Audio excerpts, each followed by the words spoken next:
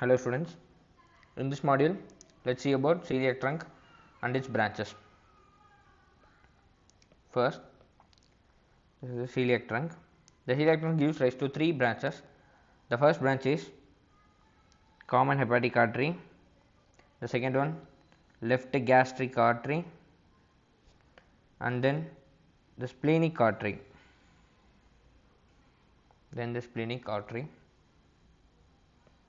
So I will mark it as soon as possible.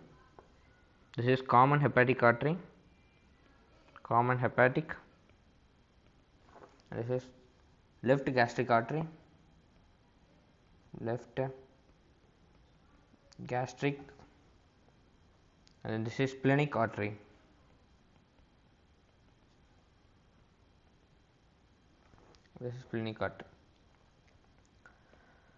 In this, the common hepatic artery, from common hepatic artery, the right gastric artery arises, which in turn anastomoses with the left gastric artery near the splenic artery. This is right gastric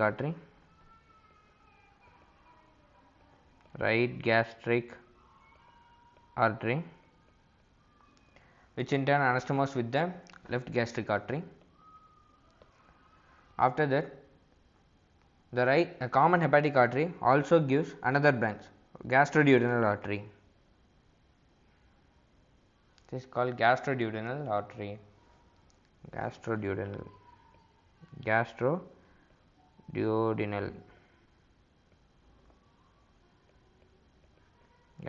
artery.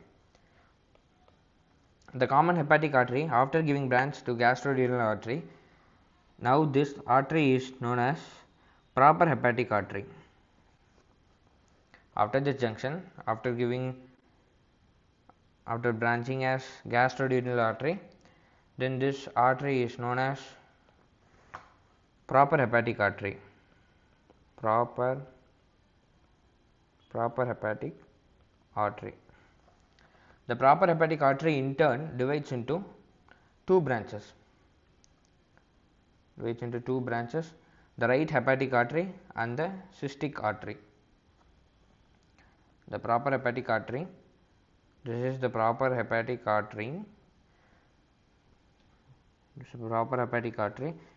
Gives into two branches, the right hepatic artery. From the right hepatic artery, cystic artery arises. Let's mention it here. This is right hepatic artery, and this one is cystic artery.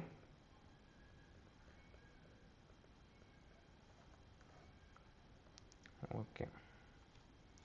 From here, the gastroduodenal artery, which arises from the common hepatic artery, divides into two branches. The one is superior mesenteric artery and then right gastroepibloic artery.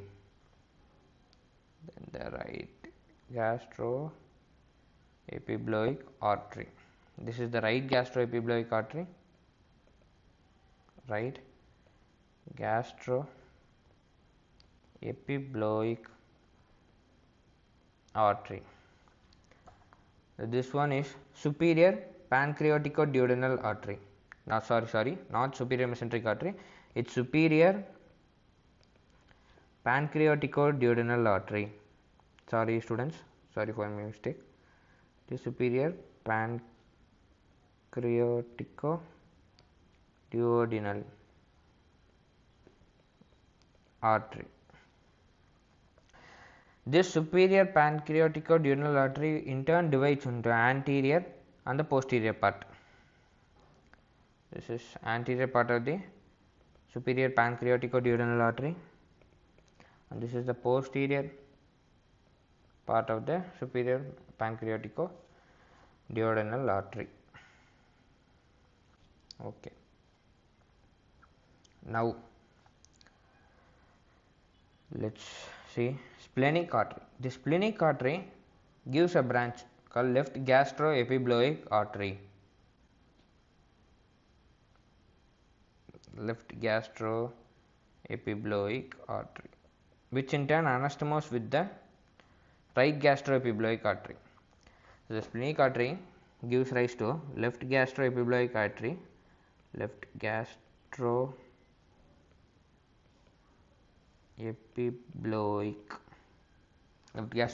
artery, which in turn anastomoses with the right gastroepibloic artery.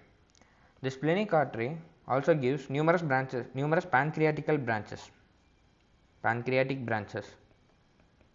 These are the pancreatic branches given by the splenic artery. Pancreatic branches.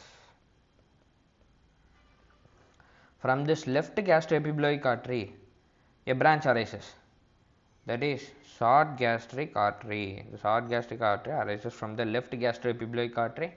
This left gastroepibloic artery is a branch of splenic artery. This is short gastric artery.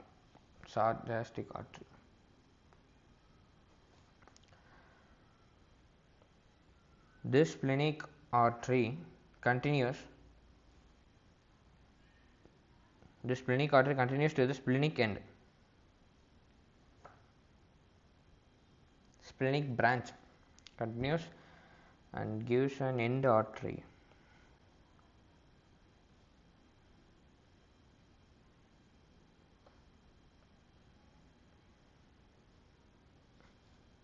There are numerous splenic branches here.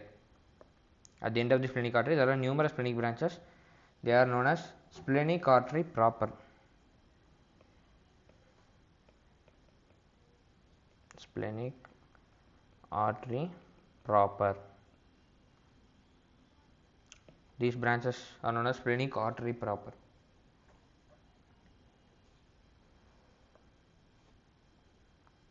Okay, students. Here, this superior pancreatico-duodenal artery has two branches, anterior and posterior part. This in turn anastomoses with the posterior and the anterior part of the inferior pancreatico-duodenal artery. Inferior pancreatico-duodenal artery. This is also a posterior part of inferior pancreatico-duodenal. This is the anterior part of the inferior pancreatico-duodenal artery. So this is the celiac trunk.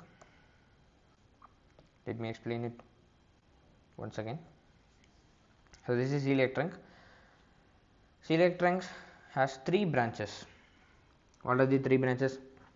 Gives three branches: common hepatic artery, left gastric artery, and the splenic artery. In this, the left gastric artery is the smallest branch. Make note that keep in mind that the left gastric artery is the smallest branch of the celiac trunk, and it is the principal artery to the stomach. I will write it separately because it is too important. Left gastric artery is the smallest branch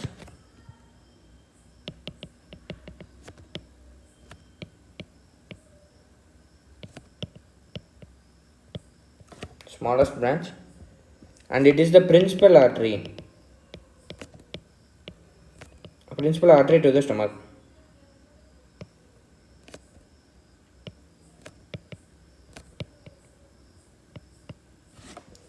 This is the principal artery to the stomach. This common hepatic artery gives rise to gastroduodenal artery, which in turn divides into superior pancreatico-duodenal and the right gastroepibloic artery.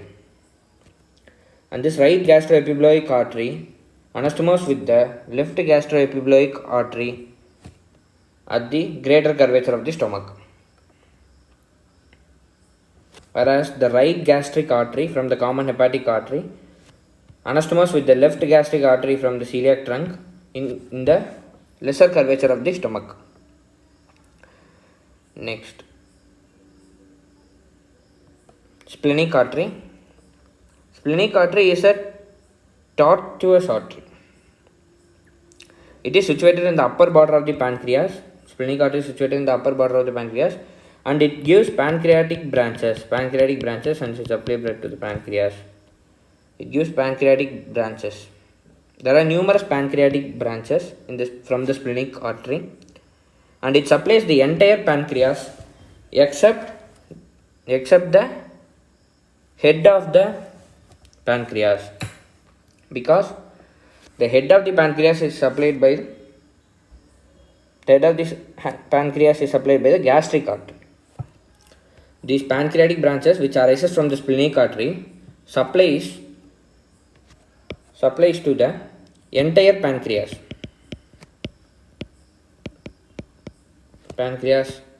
except head of the pancreas is supplied by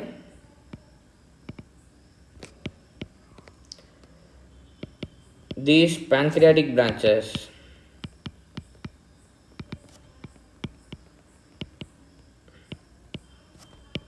Arises from splenic artery.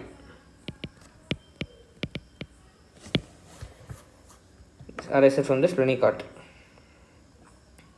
The splenic artery further divided into splenic artery proper at the end artery. This is most important thing. At the end artery, splenic artery is further divided into splenic artery proper. Next, from this left gastroepiploic artery, there arises the short gastric artery. I will summarize it once again. The splenic artery gives branch to left gastroepiploic artery. And the short gastric artery arises from the left gastroepiploic artery. This left gastroepiploic artery in turn anastomoses with the right gastroepiploic artery at the greater curvature of the stomach. Next, at the end, the splenic artery, at the end artery, it gives branch to the splenic artery proper at the end. Okay, this is the celiac trunk. If you have any doubt, let me know in the comments, and I'll clear your doubts in the comment section. If you want me to teach any further topics, mention in the comment and I will teach you those topics. I hope it's useful and it's understandable. Thank you, students.